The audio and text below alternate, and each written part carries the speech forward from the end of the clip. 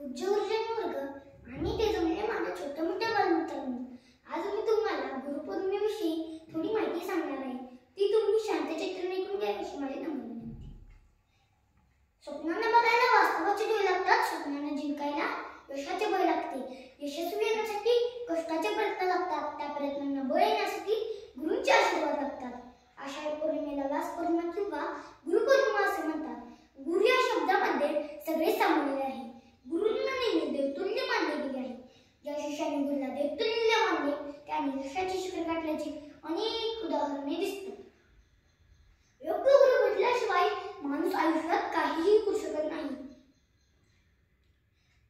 महर्षी व्यास, गुरु द्रोणाचार्य यांचे रामायण महाभारतातील आदर्श आजही युवकांना नवी दिशा देतात. आई वडील पंख देतात, त्या पंखात भरारी मानण्याचे बळ गुरुचरण देतात. गुरु परमात्मा परिशु प्रत्येक विद्या, कला, शास्त्र यांच्या निर्मितीमध्ये गुरु शिष्याची मोठी परंपरा दिसून येते. गुरु शिष्याचे नाते केवळ शिक्षणापुरते मर्यादित नसते.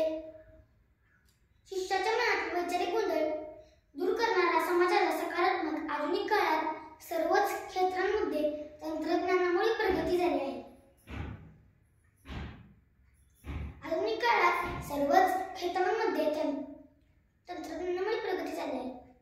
तरी सुद्धा वेदकाळापासून ज्ञानदानाचे कार्य व प्रसार गुरु शिष्य परंपरेने झाला आहे व आजतागायत तो सुरू आहे. संत तुकारामांनी लिहून ठेवल्याप्रमाणे गुरु बिनु कोण बतावे बाट या ओळीची प्रचिती आपल्याला प्रत्येक क्षेत्रांमध्ये येते. गुरुच्या ज्ञानाने ज्ञानी होऊन ज्ञानाचा योग्य विनियोग शिष्याकडून होऊ शकतो व अनेक आदर्श व्यक्तिमत्व घडून आपला देश अधिक सुखी आणि समृद्ध होणार आहे. विद्यार्थी मित्रांनो, गुरु म्हणजे काय तर जगातले दुःख नाहीसे करण्याची शक्ती.